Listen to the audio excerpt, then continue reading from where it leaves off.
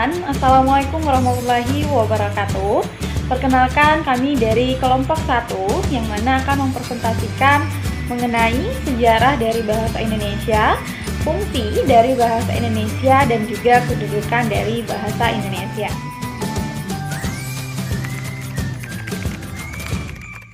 Dilansir dari situs Kementerian Pendidikan dan juga Kebudayaan ataupun Kemendikbud bahwa bahasa Indonesia lahir pada tanggal 28 Oktober tahun 1928.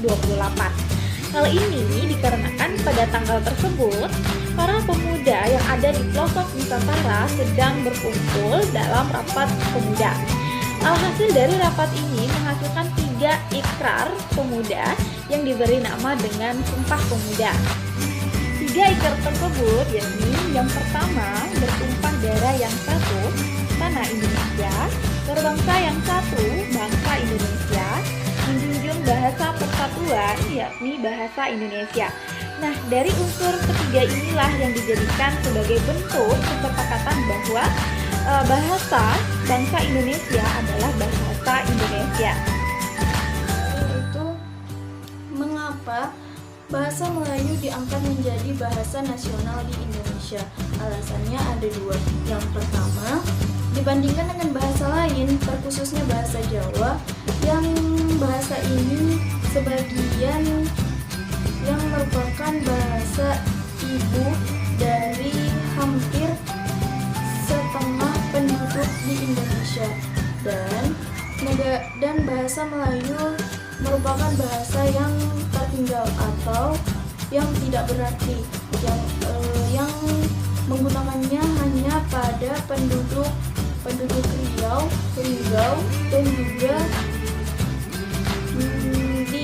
dan juga penduduk di pesisir pantai Sumatera.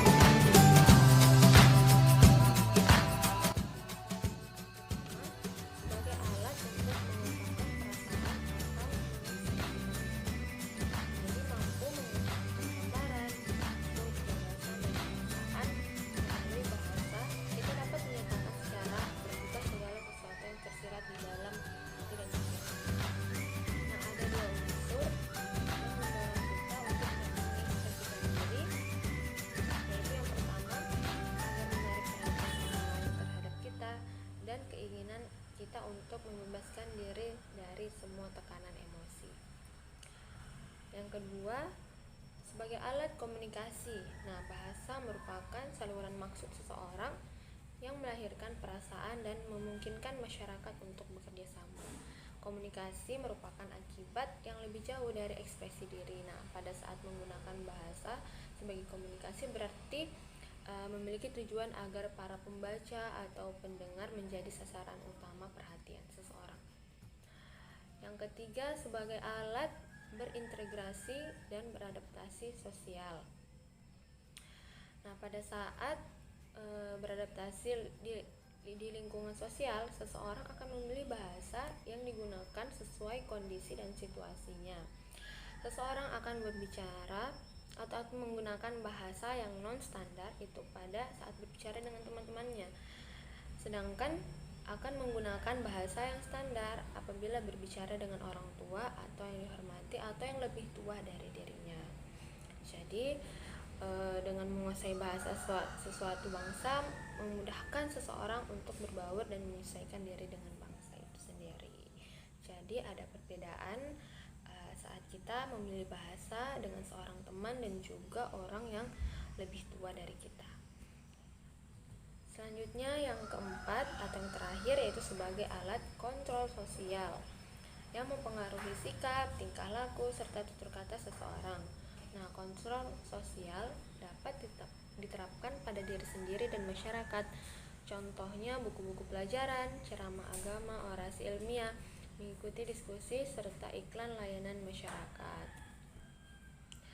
Mungkin sampai di sini saja yang dapat saya jelaskan. Semoga bermanfaat. Saya akhiri, wabillahi taufiq wal hidayah. Wassalamualaikum warahmatullahi wabarakatuh. Fungsi bahasa Indonesia.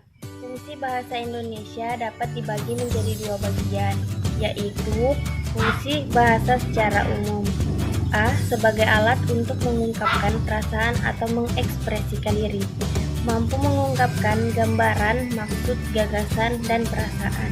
Melalui bahasa, kita dapat menyatakan secara terbuka segala sesuatu yang tersirat di dalam hati dan pikiran kita. Lalu B. Sebagai alat komunikasi. Komunikasi merupakan akibat yang lebih jauh dari ekspresi diri. Pada saat menggunakan bahasa sebagai komunikasi berarti memiliki tujuan agar para pembaca atau pendengar menjadi sasaran utama perhatian seseorang.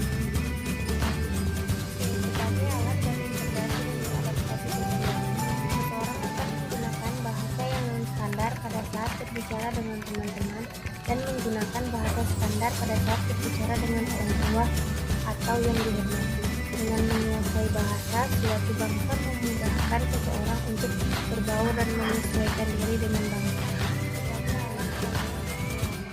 Yang mempengaruhi sikap, tingkah laku, serta kebiasaan seseorang. Kontrol sosial dapat diterapkan pada diri sendiri dan masyarakat. Contohnya, buku-buku pelajaran, ceramah agama, orasi ilmiah, mengikuti diskusi, serta iklan layanan masyarakat.